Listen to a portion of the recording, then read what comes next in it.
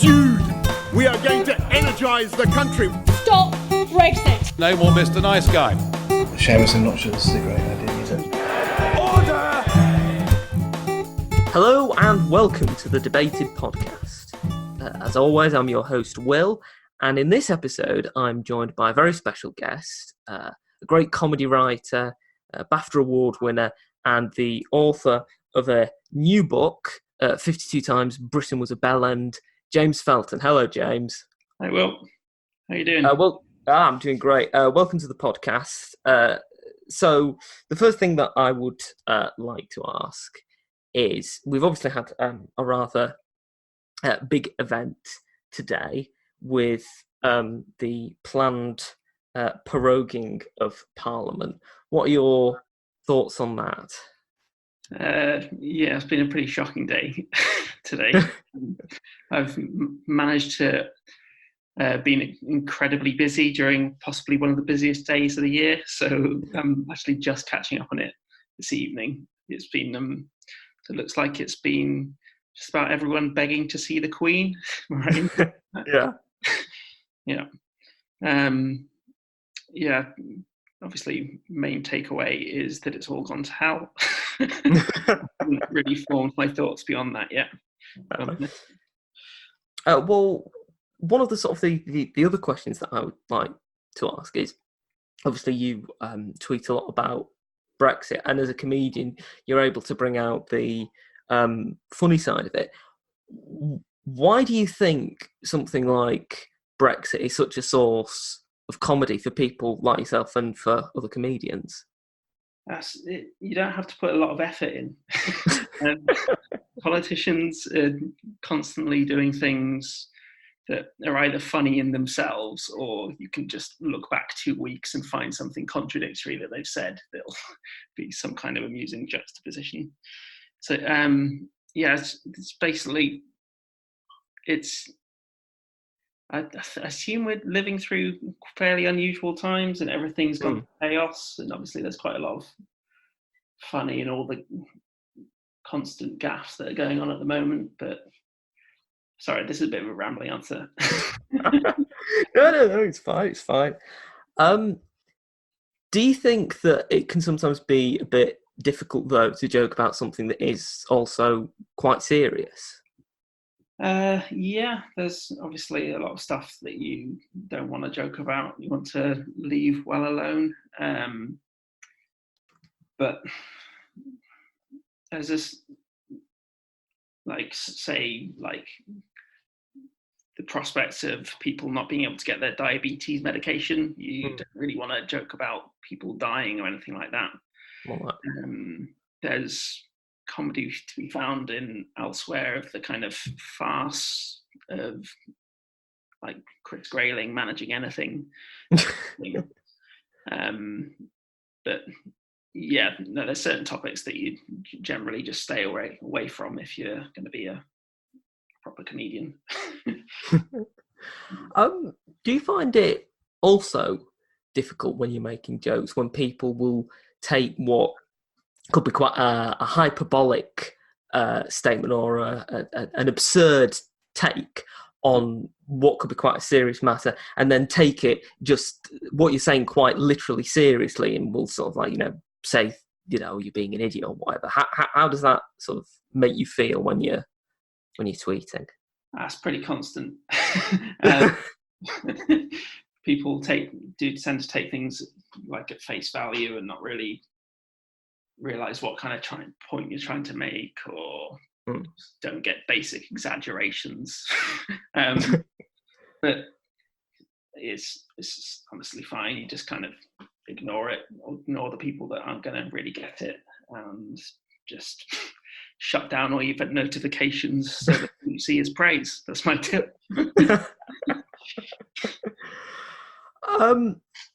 How do you think people react when, say, for example, they will see you and they will know you for having made jokes about particular things, but you might be making a serious point about something? Do you think that it can sort of perhaps sometimes undermine, if you're making a serious point, if people just consider you and sort of see you as a comedian?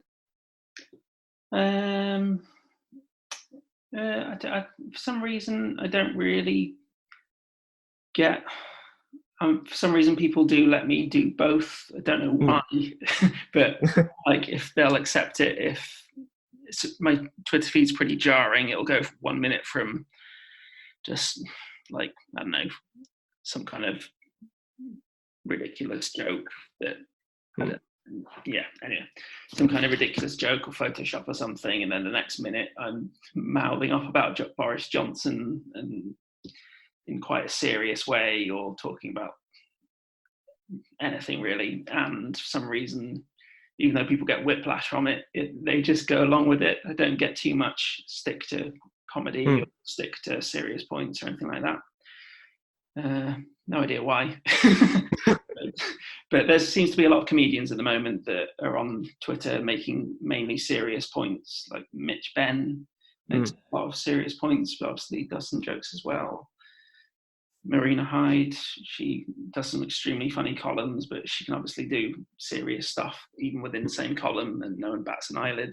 Yeah, I think people just expect it now. You kind of present everything of you on Twitter rather than just your jokes. Do you think that can sometimes have sort of like perhaps maybe a self-censoring inhibitor to what you're saying? Because something that you may have sort of like thought of a joke and you might be about to write it or to tweet it or whatever, but then you think, oh, well, this could be sort of like seen as being overly serious. Does that ever happen where you sort of like self-censor a bit? Self-censor a hell of a lot, but normally deleting something about 5 minutes after I put it out, I think like this is way too serious and really boring, and just delete the fact really. But yeah, no, I do plenty of self-censoring of the duller, serious stuff, because I don't want to be known as someone who moans rather than as a comedy writer. Yeah. Now, I'd like to move on to the book, which is coming out soon. I was just wondering, you talking about, sort of like having to mute notifications, all that sort of thing. A lot of people seem to, when the book was announced, to prejudge the contents of the book and got quite upset about it. Do you think that this is sort of like a problem that we have, not just in social media, but perhaps in politics as well, where people will see something and see sort of like a part of it and just think, oh, well, this is horrible, this has to be boycotted or censored or whatever, and this can then sort of like harm the broader discussion? Yeah, definitely. Yeah, people react before they've really comprehended things. It's a pretty big problem online, or not. Well, obviously, you've seen many people just reacting to an article they haven't read. Yeah. I think it's pretty harmful that we do this. I'm sure I've done it myself in the past as well. But yeah, people think it's mainly specific to kind of sites like Twitter, if I'm honest. It's just people wanting to have a take and put an opinion on it themselves, rather than really try and engage with whatever it is. Yeah. Want to jump on the outrage bandwagon. Don't know if you've come across much John Ronson stuff on this, but public shaming and stuff like that. Yeah, they're quite a common thing. Do you think that part of the reason that there was a reaction to the book was perhaps not just because of Brexit, but more broadly speaking, that we have an overly nostalgic and perhaps overly protective view of our place in the world and of British history? Yeah, I definitely think there's some of that.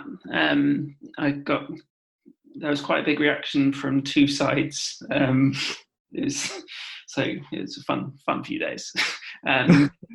From Brexiters who you even get the really strange ones saying this is completely unpatriotic. Why do you hate the UK and stuff like that? And if you don't like it, leave. That kind of thing, which is, again, they haven't read it. And then from the other side, it was people who were thinking that I was going to be laughing at atrocities, which again, I wouldn't do. Yeah. So from the Brexiters, there's definitely quite a lot of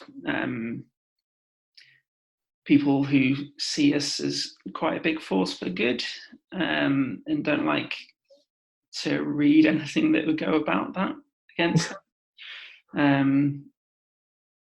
I think there's been, obviously, throughout politics over the past few years, we've seen a lot of cherry picking from Brexit politicians about what Britain is like as a country, our Blitz spirit and our Dunkirk spirit, and really a very small proportion of the war spirit. And I think, so for them, I think they didn't like the idea that it's just going to be a book filled with times we're horrible. How much do you think the way that people perceive books on history, like, for example, your book that's coming out, and say, for example, the Terry Deary's horrible history books, how much do you think people perceive it more as just, not to say that the book obviously doesn't have a serious point, but to say that they take it as, really, really very seriously, without seeing that it is also a book that does have jokes in it and does have comedy in it? Do you think that they sort of like perhaps negate one aspect so that they can latch onto another and say, oh, well, you're not telling history as it should be told? I think I'll probably have that at some point. It's quite, you're not going to get any real like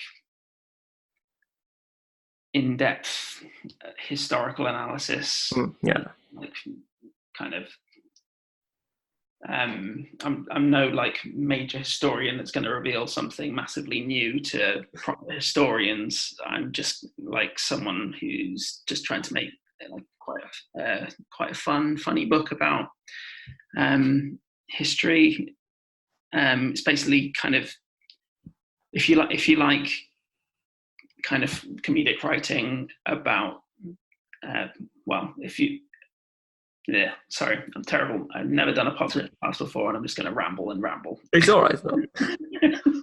So so it's definitely more on the, here's like a fun kind of novelty book. Like if you want to learn a bit more about British history, there'll be plenty of little surprises in there for general people, probably for some historians as well, because it's just like such a broad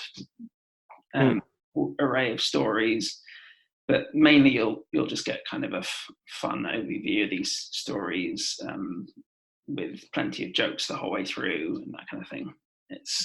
So if you're coming to it expecting, I don't know why you would, for a book titled 52 Times Britain Was a Bell End with lots of cocks drawn on the front, I don't know why you'd expect like a really serious historical tome, then you'd be disappointed.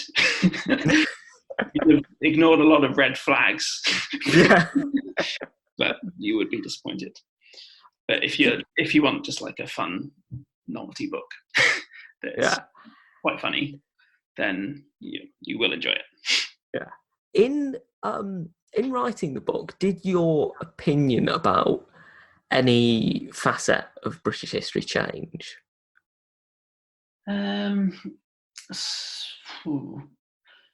So I've like studied quite a lot of history at uni, sociology and history, so I wasn't that shocked by anything. I know plenty of horrible things we've done throughout history, but it plays on your mind a bit when you're sat there looking at a big long list of atrocities and just horrible little things that we've done in the past, and does kind of make a lot of current events make a bit more sense. More of a continuation than a surprise. What was the research process for the book like? Because did you intend from the beginning to have it as a book that would look at sort of the darker side of British history, or was it originally just intended as sort of like a more general history book that, as you were researching, drifted more towards the sort of like the dark? Kind of. So I was approached with the idea from the publishers in the first place, and they wanted to kind of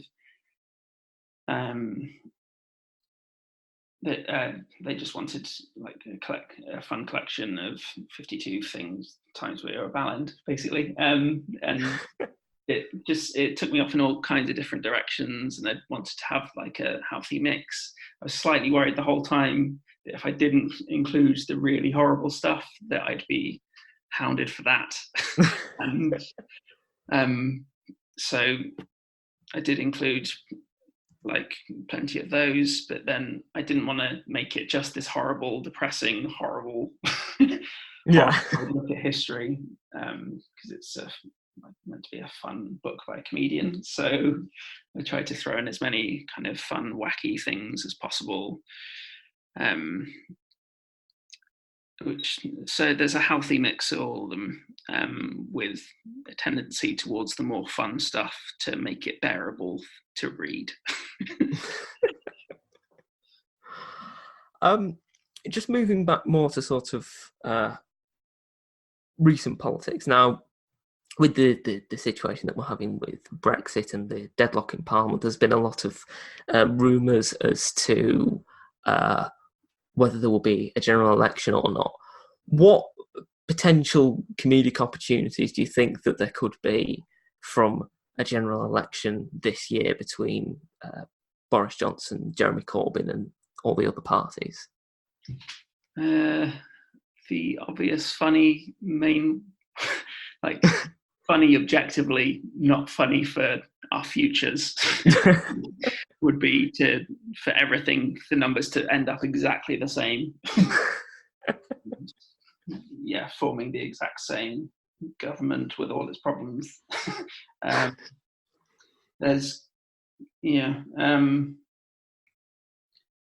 Comedically, that would be the ideal.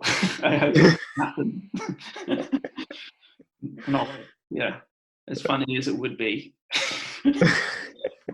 Some way out. But mainly the whole prospect terrifies me. Worried about Brexit. Obviously, the Brexit Party probably will pick up a few seats, especially if they do go into this non-aggression pact that they've been talking about with the Conservatives. Well, obviously, it's only the Brexit Party that have been talking about it so far, but I think definitely the Conservatives possibly going for it if they're willing to prorogue Parliament. So mainly a hellscape, maybe a few cheap laughs.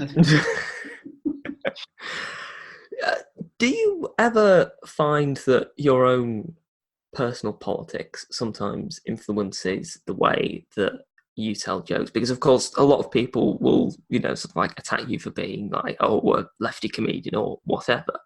But do you ever think that it sort of like drives you in a particular direction looking for jokes, or are you sort of like equal opportunity? I'm definitely less harsh on my own side, which is bad probably, but don't like to spend my time arguing with people who I feel to be on my own side. So even if I have a fairly good joke about the left, sometimes I'll just kind of ignore it, let it die, maybe DM a few friends rather than tweet it out. Now I'll definitely look for it definitely influences the jokes I'll make, and yeah, I'll share it out there. But It's quite interesting you say that, because I was just wondering, does the fact that you have quite a large following on Twitter, and obviously your particular politics influences the way that you joke, do you ever sort of like worry about, say if you're making a joke about a particular person, that might negatively impact on them, and that people that follow you might, be sort of like a bit harsher towards them than perhaps you might have originally intended to be with your joke? So I'm very selective with targets. Jokes now. Well, to be honest, since I've had about 10,000 followers, I don't quote tweet anyone smaller than me. Anything smaller than that. To be honest, I don't quote tweet people unless they're really like MPs or things like that, and just because I don't think it's fair to swamp people with or dogpile or anything like that. So I'm quite selective. Maybe occasionally, like with an MP, I'll say something too harsh and I'll feel bad about it. But and I'm try to be as measured as possible and don't want to like incite people to dogpile anyone or anything like that. I think a lot of people should do that more. should stop quote tweeting people a lot smaller than you and things like that, because obviously it's not nice being on the receiving end of it. So not many people experience that. So. No. Do you think that that's sort of a symptom of the political climate that we are in at the moment? Because, say if someone had made a joke about someone else on Twitter 8-9 years ago, then there might not have been the same sort of like visceral and polarized reaction that we have now. Do you think that that's something that's bled in from politics into everyday life? I wasn't really around on Twitter, so don't know that much. But it's definitely been, obviously, politics is a lot more, as far as I can tell, from my vantage point, a lot more polarized than it was. Everyone's quite angry, sometimes with a lot of good reason, and lashing out a lot more, dividing into factions, various opposing hashtags. I think it's just politics plus anonymity. It's a hell site. I don't really know. Yeah. Does because you've worked a lot in TV and radio, and you won a BAFTA for the Dog Ate My Homework. Does the medium of writing in TV and radio, as opposed to, say, writing a non-fiction book like 52 Times Britain Was a Bell End, does that change the way that you approach your comedy? Does your style change at all in the different types? Yep. Yeah. It changes a hell of a lot. Just writing for a different imagined audience and trying to fit in with, say, Radio 4 TV, Radio 4 6 o'clock slot. I wouldn't write any of the jokes that I'd normally write on Twitter. And same for writing for children's TV. I guess I just swap the word shit and replace it with that. But I don't think it would be that effective. There's definitely a huge difference between the mediums. We're reaching the end of the podcast. Thank you very much for being on, James. It's been great to have you on. Thanks for having me. And I would just like to ask you one question. Today, detectorists found the second largest hoard of Norman Conquest coins in the country. And my question to you is, if you did ever become a detectorist, or if you ever used a metal detector, what would you hope to find? I mean, a massive stash of money wouldn't go amiss.